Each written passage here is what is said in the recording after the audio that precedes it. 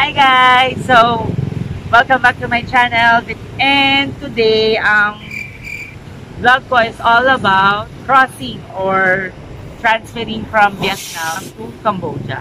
So, parang wala kaming makitang video all about that vlog. So, today, I will show you kung gaano katagal ang biyahe from Vietnam to Cambodia. So, for this one, follow me guys!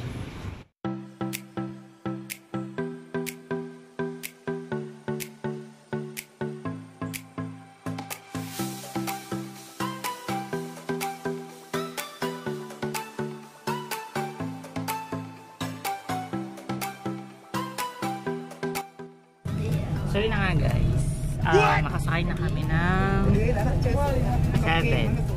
So dapat alis na kami ng 7. So yung start natin is 7 AM. So paano namin na-avail to? We book the bus at, or yung travel namin at Book Me Bus, Mekong Express, e-ticket. So from here, from Vietnam, Ho Chi Minh to Cambodia, Siem Reap. Wow! So, titingnan natin kung gaano katagal yung magiging travel natin. Pero yung estimated kasi dito is 7 to 9. So, mga 11 hours. Titingnan natin kung aabutin tayo na ganong katagal. And may pa free snack sila. Ngayon sinabi ko diba, mahirap ang tubig sa kanila. Walang serving water. So, importante sa travel is tubig. Mamahilig sa tubig.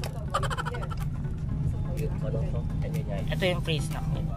Crunchy cracker. And yung price ng booking namin per each person, apat kasi apat, is 1,291 pesos. So, each. So, mura na siya. So guys, nakapaalis na kami. So, time check tayo. So ready, 7:22 AM dito. So dito mag-start yung counting natin kung gaano katagal yung travel time crossing the border from Vietnam to Cambodia.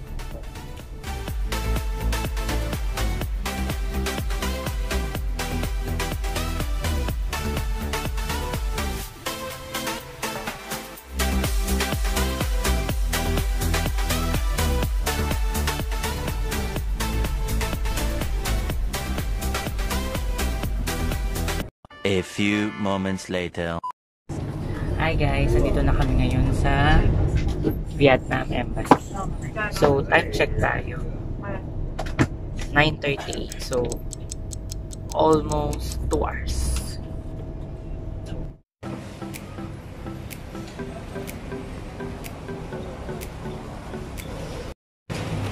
Papasok na kami sa embassy.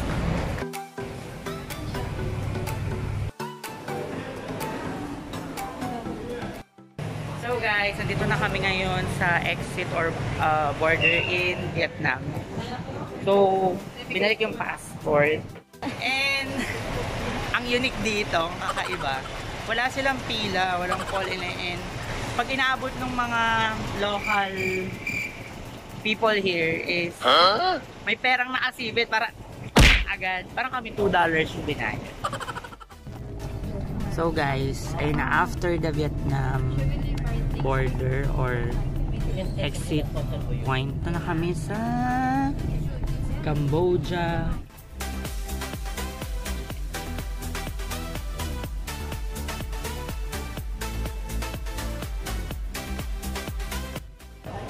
So yun na guys, nakuha ko na, nakapag exit na kami or exit na kami sa Vietnam and nakapag-entrance na kami sa Cambodia.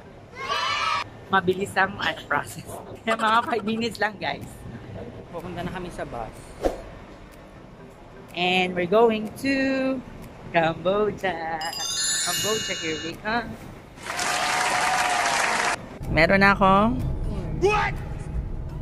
4 stamp. See you later, Cambodia.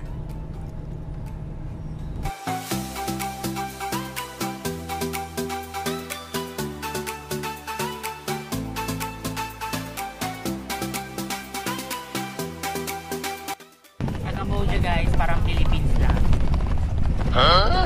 Kalsadang ayos sisirain. Tapos hindi aayusin. Charos.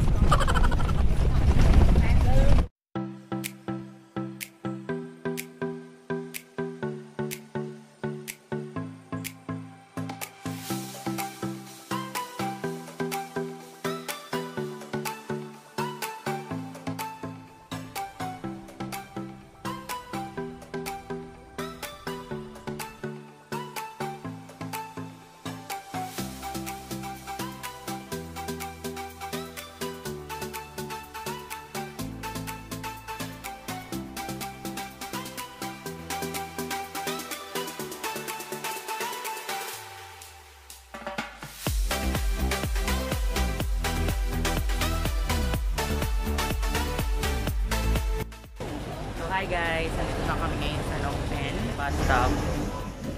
So, nakasakay na kami sa bus papuntang Siem Reap. So, bumaba kami kanina from Ho Chi Minh to Phnom Penh. So, ito na yung last stop namin na sasakyan para makarating sa Cambodia. So, time check. It's already 3:32. So, tingnan natin kung gaano pa katagal ang magiging biyahe natin.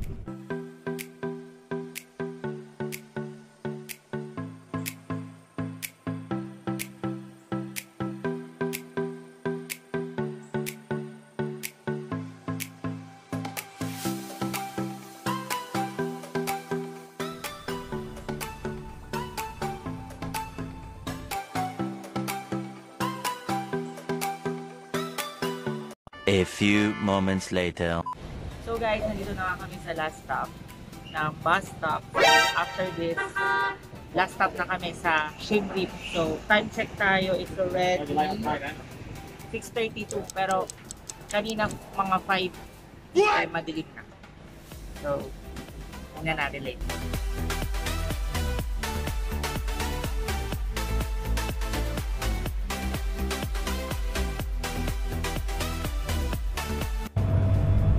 Time check. So, it's already 8:41 na ng gabi. Estimated namin is makakaling kami ng mga 9:30 sa last stop. So guys, nasa city na kami.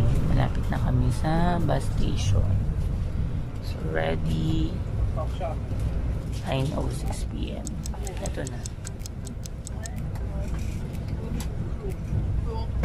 Exactly, dumating kami is 9:10 PM.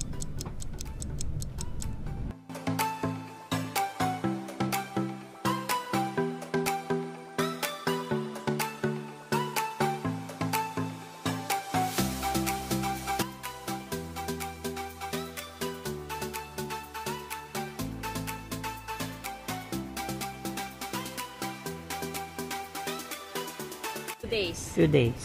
What do you do for tomorrow? You want to see Angkor Wat? I can be your guide. We have we already booked. You have Yeah. We have service tomorrow.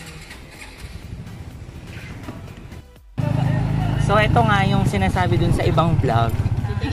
Titingnan natin kung tama ang sinabi nila na nagdadagdag. Yung hapon, ano? What? Ay, kaya hotel niya tayo. Diba? So, sabi niya $5 fixed daw. Tingnan natin. Kung 5. Yun na nga, nakasakay na kami sa tuk-tuk or habal-habal nila.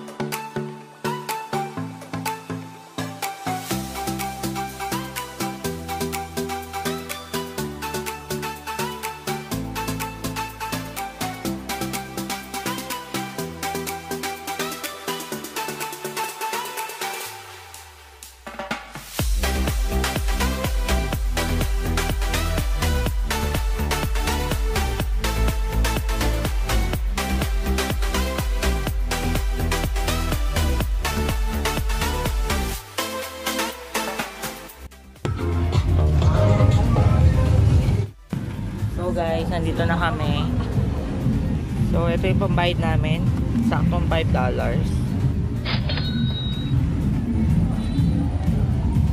Kuya. Kuya. What? Thank you. Thank you. So, what? It's a wrong. Hindi siya. So, we're here. Hindi siya nagpadagdag. Sa iba kasi, nagpapadagdag daw. Siya nagpadagdag kasi malaki na. Kasi malaki na. Charot.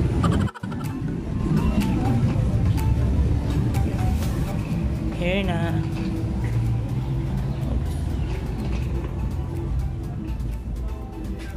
Time check.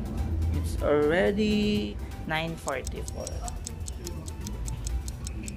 So, kailangan daw magtanggal ng sapatos.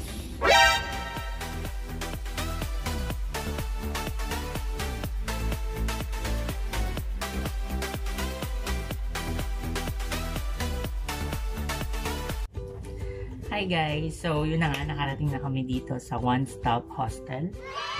And, ang estimate natin na travel time is almost 15 hours.